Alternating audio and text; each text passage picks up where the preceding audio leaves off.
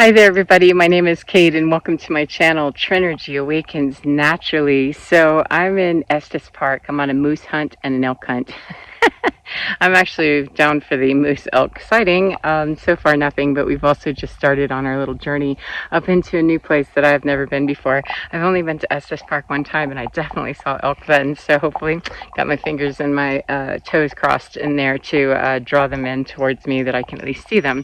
However, I can feel the vibe of them already, and that's what I want to get to, is that there's other vibes that are coming through. There's been some major energy shifts. This is relevant anytime whenever a major energy shift has happened for us as people, individuals, all the way up to collectives, at a galactic level, global level, pick wherever you might be in this, that when there's been high energy surges or shifts in our own consciousness, however it happened, we can pick up a lot of different energies, especially those that are highly empathic, intuitive, etc. So I'm picking up a great need to offer soothing and comfort to those who may be in distress, who are, feeling really weird about themselves, feeling weird about the energies they're experiencing. There is currently just, Earth time, which is, real, is super duper busy with the 3-1 Atlas is real busy. We've had a couple of stars explode or something. I don't remember what it was. There's so much going on. It's a direct correlation. The sun has been burping and sending out coronal mass ejections. Solar intensity is pretty big right now, solar maximum. The planetary movements, we've just had the equinox, and anytime that we have these pushes and then you see the response on Earth, with war and aggression, etc., that has to balance itself somewhere else, in the other end of that polarity. And that is what I'm going to ask you and me to remember, what I was reminded of as I got started on this path, that when we have these big, awful looking things, that means that if it's that awful, there has to be some place where we can fill in the void in the other direction, or somebody else is already holding it down over there.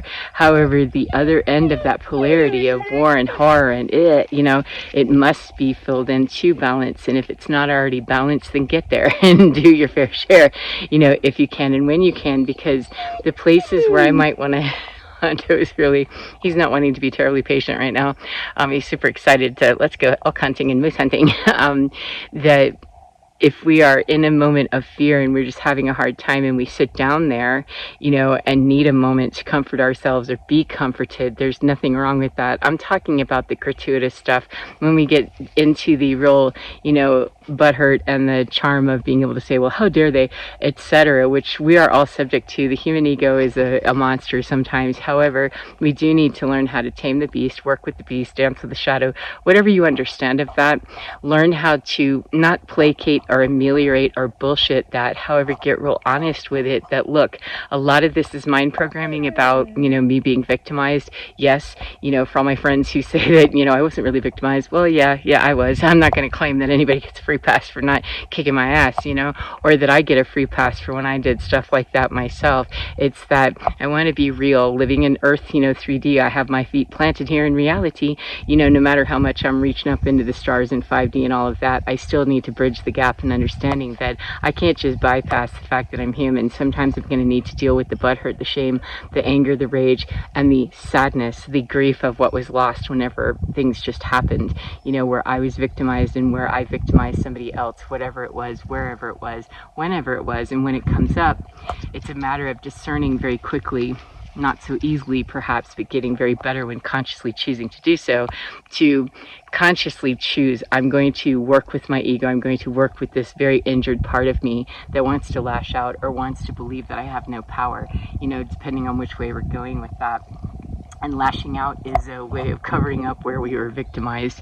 That's just my philosophy, is that the victim state is both the aggressor and the aggressee, that is a victimized state in the old polarity of old Earth and 3D, excuse me, so that wherever we are riding on that we feel victimized or we feel angry and self-righteous, etc., it's all the same bag of hurt. We aren't hurt all the same way, but hurt people. And so the way out of that paradigm and that understanding is not to meet more hurt with more hurt, meet hurt and anger with more anger and more hurt. It just continues the struggle, so to speak, and the struggle's real. We'll make it unreal by getting inside into the struggle within me of what isn't going to let this go, what cannot let this go yet, what is it that's still bothering me, what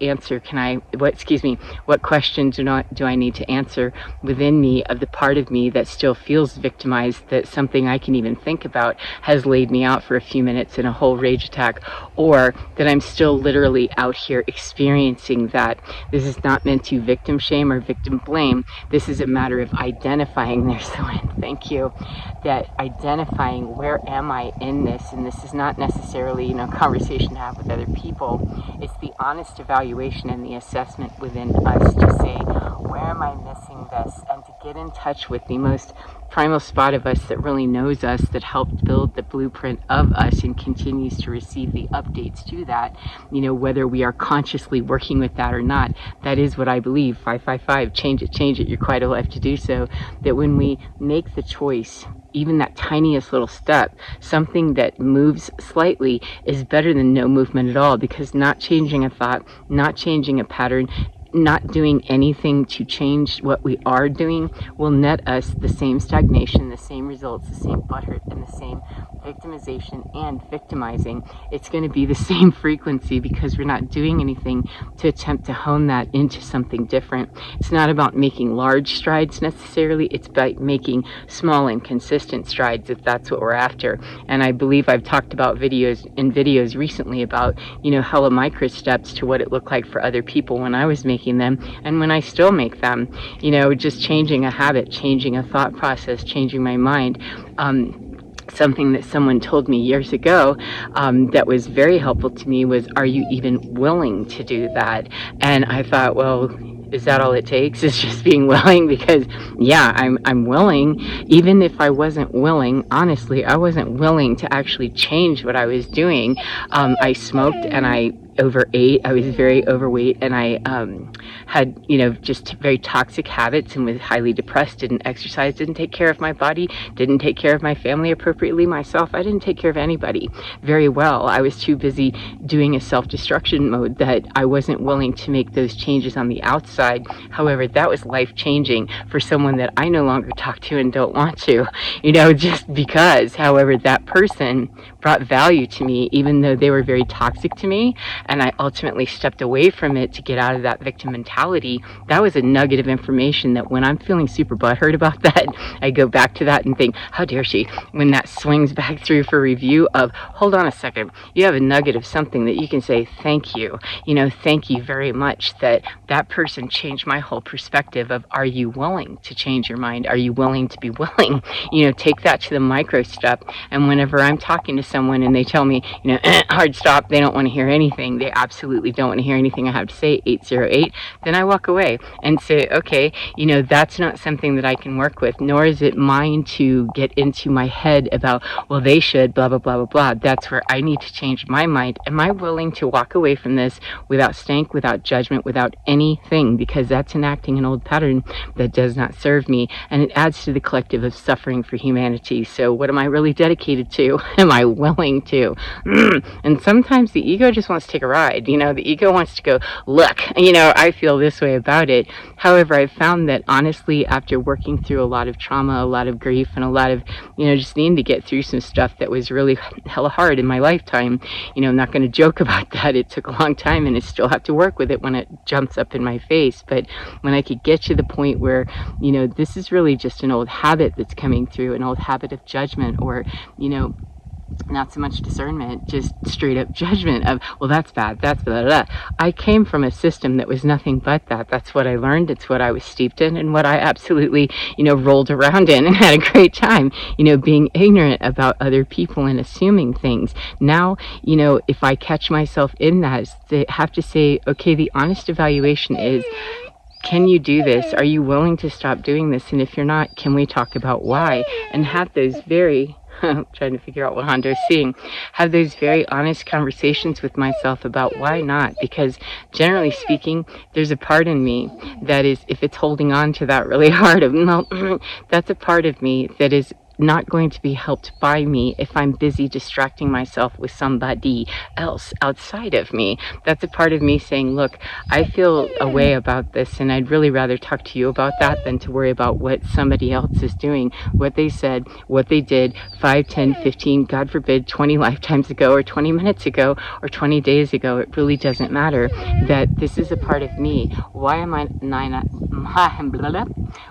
not able to get clear and let go of this right here? If it's something that I'm willing to let go of, then it just go. That was old habit. Cool. I forgot. I almost, did something that is just a habit. Then I can stop that.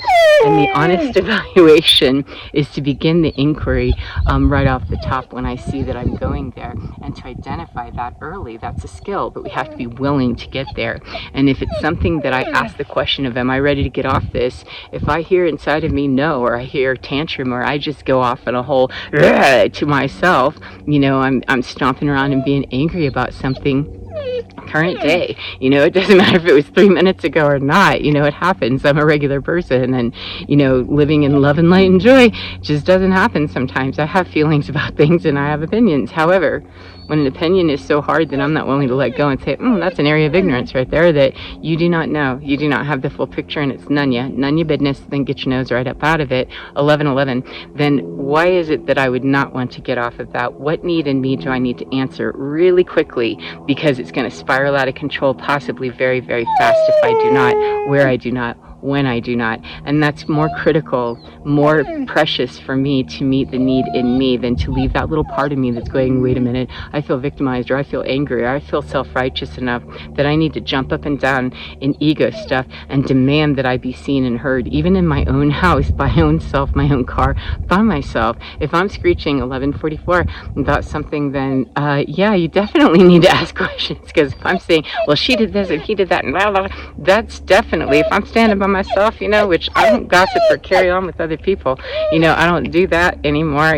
I've cut myself off from those conversations because they've been very toxic in my history, and it was very easy to do, to just talk shit and smack about other people, and I don't want to. But if I'm in my own apartment and I'm still, yammering on about something, having a whole moment, girl, that's an internal process. Please ask inside here, because that's someone inside here that wants to talk about the fear, that wants to talk about the pain, that wants to talk about something that needs to be resolved. And I've found that the best way that I can do that is to offer soothing for myself. It is not to run out and soothe somebody else necessarily. It is not to go out and, perform an act of kindness out here somewhere. It's to get hondo. It is to get very internally driven of what need do I have inside of me that hasn't been met yet, or that this part of me is knocking on the door and saying, hey, I need for you to hear me more. I need a moment with this. And it can involve a lot of things. It can involve me, suddenly just draw in a bath and get into that. Or it can be, I need to stomp this out for a minute and, get it over with. I need to get over my butthurt about this and just have a 2-minute session and set the timer and abide by that, to have the discipline to do that. But it is not to ignore that or to pretend like that isn't a problem for me. So I hope that this has been helpful for you in some way. Honda's having a whole moment, so I'm going to stop. I hope this has been helpful for you in some way, and I hope that you enjoy your day no matter what part of the day you're in. And remember, give within your skin because you're divine. Absolutely fine. Answer the call every single time, and it will help grow that skill. Take care of yourself, and I'll see you again next time. Goodbye, friends.